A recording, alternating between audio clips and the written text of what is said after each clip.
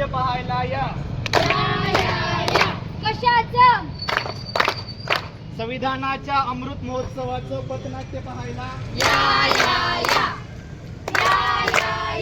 पथनाट्य पाहायला या. कशाचं? संविधानाच्या अमृत महोत्सवाचं पथनाट्य पाहायला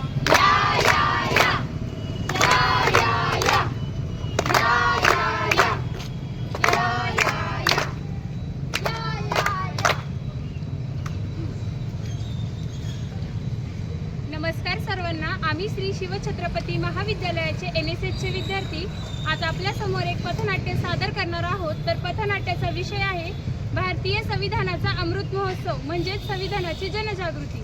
संविधानाबद्दल आम्ही थोडक्यात तुम्हाला माहिती सांगण्याचा प्रयत्न करणार आहोत. तरी आपण लक्षपूर्वक ऐकावे व आमचा प्रयत्न दाद द्यावी अशी माझी नम्र विनंती. धन्यवाद.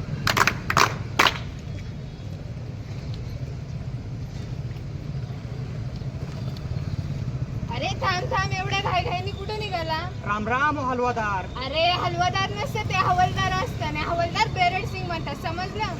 बरं त्या बॅगेत काय दाखव बरं. काय नाही, फुलं आहेत. फुलं? मला वाटलं गांजे बिंजे घेऊन आलंय का काय. नाही नाही, बरं ती फुलं कशासाठी आणली आहे? आपल्या संविधानाला 75 वर्ष पूर्ण झाली आहे. त्या निमित्ताने आपल्या मराठी शाळेमध्ये संविधानाची कोनशिला बसवलेली आहे, त्यावरती फुलं टाकायची आहे. शाबास रे माझ्या वागा. चल मी पण येतो तुझ्यासोबत, आपण दोघं मिळून करू.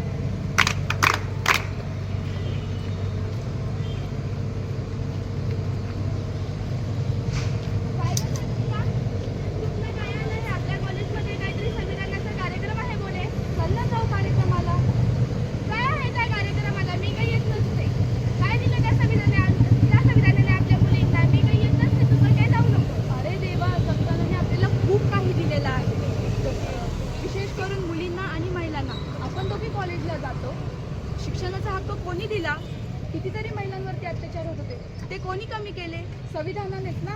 बाबासाहेबांनी संविधान लिहिलं, महिलांना आरक्षणही दिलं. प्रत्येक क्षेत्रामध्ये आपण महिला पाहतो, बरोबर? ते कोणामुळे शक्य झाले? संविधानानेच ना. चुकतंय तुझं. चुकलं माझं? चल आपण दोघी कार्यक्रमाला जाऊ.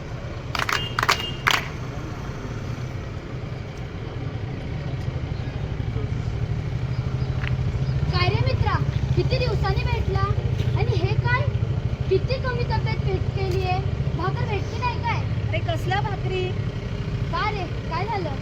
इंस्टाग्राममध्ये सखा पाटील आणि सुका पाटील 35 भाकरी खात होता. म्हणजे 35 भाकरी आणि एका विहिरीचं पाणी एकट्या हलवीत होता. आणि पाणी नव्हतं पीत, नुसतं दूध. अरे कसल्या 35 भाकरी? तिथं अर्धी भाकर पोटाला मिळत नाही मला. पोटाच्या चक्रा मारून मारून कंबरडा मोडलंय पण माझं. का रे, काय केलंस तू? अरे महापुरुषांच्या बाबतीमध्ये चुकीचं बोलणं नडलं मला. आणि मला एक कळत नाही, संविधानाने तर आपल्याला बोलण्याचा अधिकार दिलाय, मग माझं चुकलं काय? अरे बाबा, संविधानाने आपल्याला बोलायचा अधिकार दिलाय, पण काही पण बोलायचं नाही. आपण इथेच चुकतो, संविधानाला समजून घेत नाही. आता तू माझ्यासोबत चल, आपण संघ मिळून संविधान समजून घेऊ.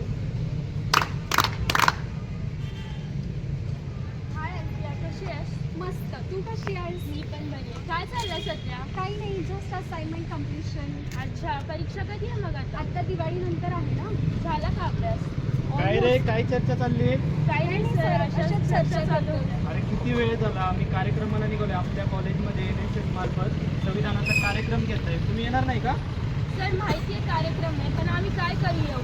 संविधानाने आम्हाला दिलाय तरी काय? अरे बापरे, हा विचार आहे तुमच्याकडे, संविधानाने दिलंय काय म्हणून तुम्ही कार्यक्रमाला येत हो नाही. ना, बरोबर आहे की. संविधानाने आम्हाला असं दिलंय तरी काय? बरं अल्फिया, मला एक सांग, मागच्या आठवड्यात तू गुजरातला फिरायला गेली होती बरोबर? हो. तर तुला गुजरातमधले लोक असे म्हणले का की तू महाराष्ट्रातली आहेस, मग गुजरातमध्ये येऊ नकोस, असं काही म्हणले का? नाही, ठीक आहे. आणि तू मला सांग, तू माहितीच नव्हतं आपल्या भारतात संविधानाला एवढं महत्त्व आहे तर. पण आम्हाला हे पटलंय, पण आमची एक अट आहे सर.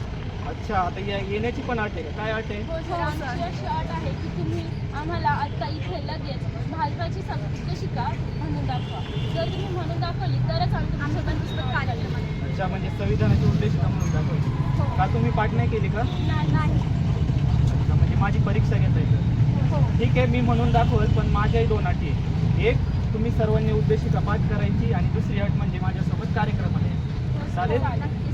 तर भारतीय संविधानाची उद्देशिका थोडक्यात अशी आहे, आम्ही भारताचे लोक भारताचे एक सार्वभौम समाजवादी धर्मनिरपेक्ष लोकशाही गणराज्य घडवण्याचा आणि त्याच्या सर्व नागरिकांस सामाजिक, आर्थिक, राजनैतिक, न्याय, विचार, अभिव्यक्ती, विश्वास, श्रद्धा, उपासना यांचे स्वातंत्र्य, दर्जाची व संधीची समानता निश्चितपणे प्राप्त करून देण्याचा आणि त्या सर्वांमध्ये व्यक्तीची प्रतिष्ठा, राष्ट्राची एकता आणि एकात्मता यांचे आश्वासन देणारी बंधुता प्रवर्धित करण्याचा संकल्पपूर्वक निर्धार करून आमच्या संविधान सभेत आज दिनांक 26 नोव्हेंबर 1949 रोजी याद्वारे हे संविधान अंगीकृत आणि अधिनियमित करून स्वतः प्रत अर्पण करीत आहोत.